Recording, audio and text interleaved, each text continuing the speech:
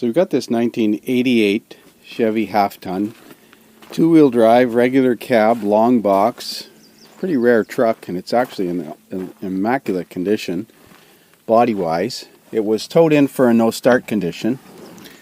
Looking at the check engine light when you turn the key on, there it is over there, service engine soon light. So it's coming on. You can hear the fuel pump in the tank cycle on, and you can also hear the fuel pump run after a cranking event.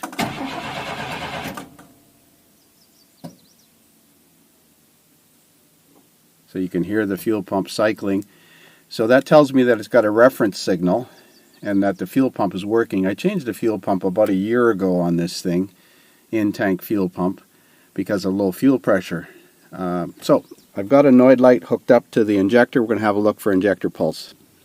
So here's the Noid light plugged into the injector harness, and I'm going to crank the engine. I'm going to see if we have a flashing light.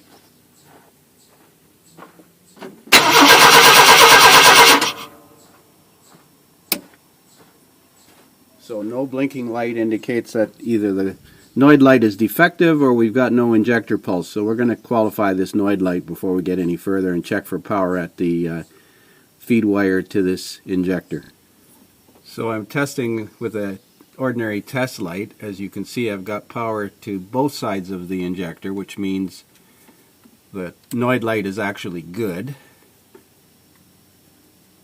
And my power feed is good to the injector, at least with this test light. So for whatever reason the ECM is not turning on the injector. I'm going to check fuses. So what I've done is disconnected the 4-wire connector at the ignition module, and I've pinned the purple wire, which is a reference wire going to the ECM, and I'm going to hold on to that wire. I'm going to wet my finger and hold on to it, and at the same time touch the positive battery post.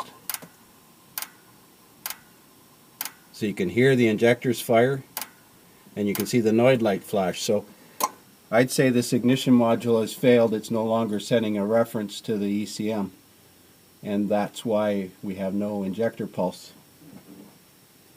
I did not check for spark, but this thing should have spark. In fact, it'll probably fire right now because of fuel delivery. I've sprayed fuel in there. I'm going to try it even with the ECM connector, ignition module connector unplugged.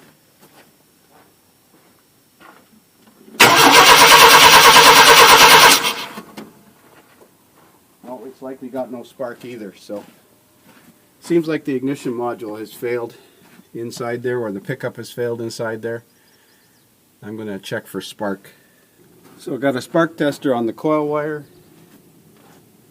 and I'm going to crank it over and see if we have spark. And I can't hear any spark or see any spark, so we're going to have to pull the cap off and have a look inside. And no, I don't need that 4-wire connector plugged in going to the ECM. That's strictly for electronic spark timing and a reference signal to the ECM. So there's the ignition module removed. A lot of times these terminals on the pickup coil would turn green and corrode, but I took this apart last year and cleaned up the ground on it and cleaned up the terminals, and they looked good at that time. So we're going to try another ignition module in it because I don't see any broken pickup wires or corroded pickup terminals.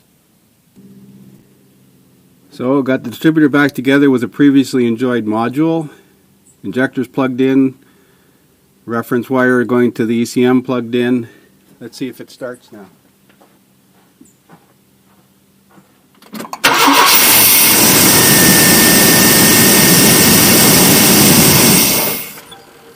Well, that's a good sound. So I'll talk to the customer and see if he wants to leave that used module in there or if he wants me to put in a new one.